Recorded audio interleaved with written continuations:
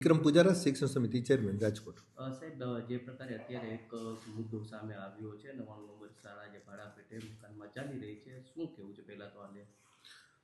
Ward number 15માં અમારી school 99 નંબરની school છે જે ભાડાના મકાનમાં છે. ત્યાં વિદ્યાર્થીઓની સંખ્યા પણ સારી છે અને સ્કૂલ પણ ખૂબ સારી રીતે ચાલે છે. અમારું પોતાનું મકાન બનાવવા માટેના અમારા પ્રયત્ન ચાલુ છે, પરંતુ હજી ત્યાં ટીપી ફાઇનલ થઈ નથી. એટલે સ્વાભાવિક છે કે કોઈ પ્લોટની ફાળવણી ન થઈ હોય, શૈક્ષણિક હેતુ માટેના પ્લોટ કે જે કંઈ. એકવાર ટીપી ફાઇનલ થાય ત્યારે ખ્યાલ આવે. પરંતુ 200 થી વધુ વિદ્યાર્થીઓને આ પ્રાથમિક સુવિધા પણ સારી મળતી નથી. શું કહેવું છે? એક તો જર્જરિત બોર્ડ, એક જ માત્ર ટોયલેટ, શું કહેવું લાઈનમાં નહીં, એટલે 2 ટોયલેટ છે અને થોડી અગવડતા છે, કારણ કે સંખ્યા સારી છે એટલા માટે થઈ. અને મેં રૂબરૂ પણ મુલાકાત લીધી છે આજથી લગભગ 2-3 મહિના પહેલાં. ત્યારે મેં અમારા જે કોર્પોરેશનના અધિકારીઓ હોય ડીએ સાહેબને એમની સાથે વાત પણ કરેલી હતી અને ત્યાંથી એમને એન્જિનિયરોને પણ મોકલેલા. પણ મેં તમને કીધું એમ કે ત્યાં ટીપી ફાઇનલ થઈ નથી.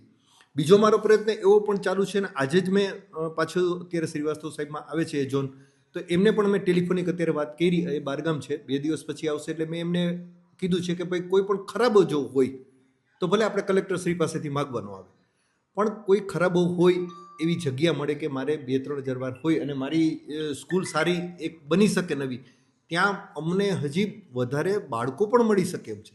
અને આપણી એક નેમ છે કે ભાઈ છેવાડાના માનવી સુધી શિક્ષણનો લાભ મળવો જ જોઈએ, આવું સ્પષ્ટપણે અમે માનીએ છીએ. અમારા ભારતીય જનતા પાર્ટીના શાસકો તરફથી પણ અમને, એટલે કે મેયરશ્રી હોય, સ્ટેન્ડિંગ હોય, પૂરા પદાધિકારીઓ અને અધિકારીઓ મારફત પણ અમને શિક્ષણમાં રાજકારણ ન જોવું જોઈએ અને છે જ પણ નહીં, છે જ પણ નહીં. એટલે મારા પ્રયત્ન ચાલુ છે.